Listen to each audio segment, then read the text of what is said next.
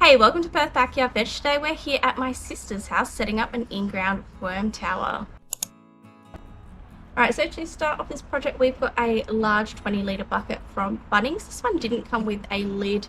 The design that we have at home came with its own lid, but we wanted to make this one a bit more discreet. So we've got this saucer and pot from Northcote Pottery that sits perfectly and will act as a lid here. So when we're ready to add some scraps to our in-ground worm tower, lifting up the lid and just popping it in like that.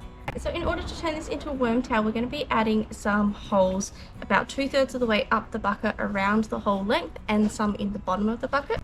I have my handy drill here, so let's drill some holes.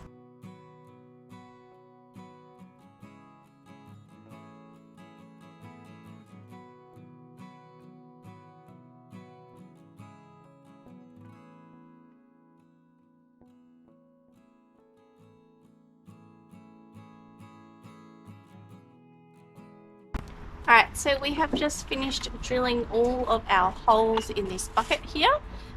They're spaced about 5 centimeters or so apart using our 7/8 the drill bit, and they're alternating in the layers, and we go most of the way up there, and then we've just got a few small holes in the bottom to allow for any drainage if you get a lot of rain in winter. And we've got our hole dug here, so we're ready to get this set up and filled up for our new worm friends.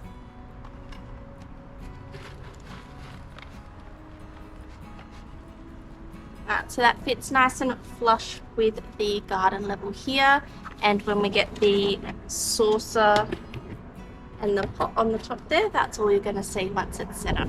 So what we're going to put in is this coarse sticks and twigs to act as a bit of a bedding layer in there, and then we're going to add some sand on top of that to fill in some of the gaps. I'm going to take some of the sand from the hole that we dug and fill this back in. Put our twigs and sticks in there, and then some of the sand to fill in the gap. Now you do want some sand or something else to give your worms a bit of grit in your worm tower. They don't have any teeth, so they're going to need something in their stomach to grind up and digest that food. Next up, we've got some beautiful coffee grounds. They love this stuff, so we're going to add a pretty thick layer in there for them.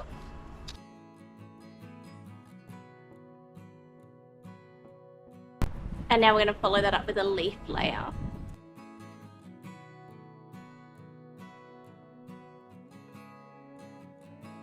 It's going to have a lot of layers of carbon in here. This is going to act as bedding for the worms, but they're also going to eat it as they go through. So it's important to not just feed them your food scraps. You also want to be giving them carbon in there as well. So that can be leaves, cardboard, any kind of dead or dying material.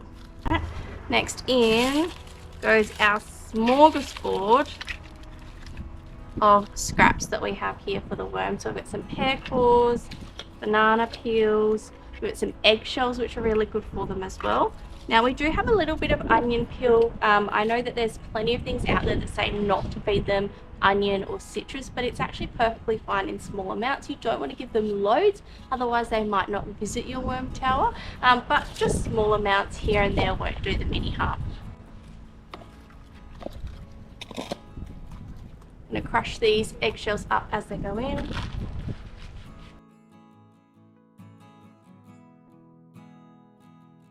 Up to you how fine you cut up your scraps. You can just leave them whole like this. If you're wanting them to consume scraps faster, then if you dice them or puree them, they'll be able to consume them a lot quicker. There's a larger surface area for them to get to, but you can just put your banana peels in and other scraps in whole like this. They are going to be some happy worms. Speaking of which, in here are our little friends. Now they're not going to love me for this because they don't like light, but I do really want to show them to you very quickly. I promise they're not going to be harmed, but they are super cute and I want to show them to you.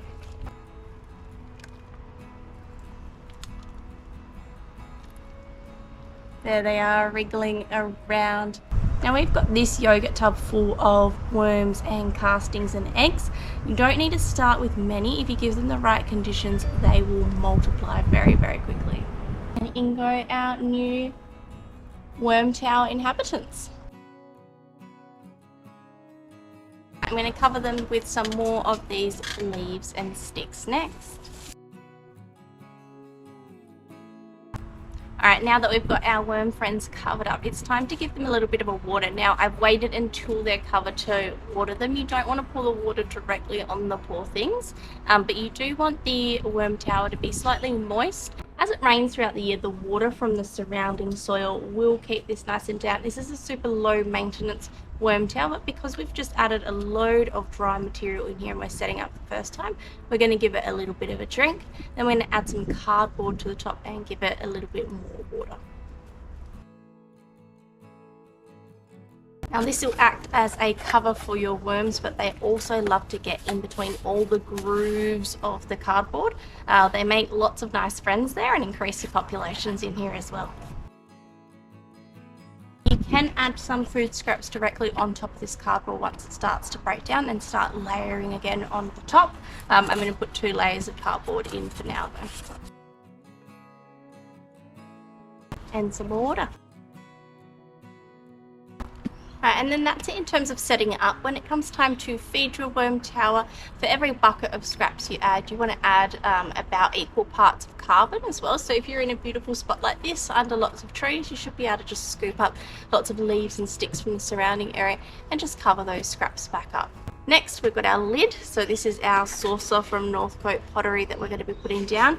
We have drained a very small hole in the bottom here, just so that we don't end up with any water pooling in this saucer and causing root rot for our plant that we're going to plant on top. Speaking of which, here's our beautiful mint plant that we've been growing in our garden. A future video coming on how you can easily propagate mint plants and give them to your friends and families as gifts. And then this little pot's going to sit on top of our worm tower. No one's even going to know it's under there. It's nice and hidden. Once we fill this back in, you won't even see the pot, and we're just going to have this beautiful little mint plant here. And that's how to set up a super simple in-ground worm tower. We hope that you feel inspired to give this a go and divert some of your waste from landfill. This is a super low maintenance and easy entry-level composting system. We're going to have some future updates on our worm systems and on growing some mint plants and other propagation, so we hope you subscribe to our channel. Leave any questions or video suggestions you have down in the comments below and we'll be sure to check them out. Thank you so much for watching. Bye.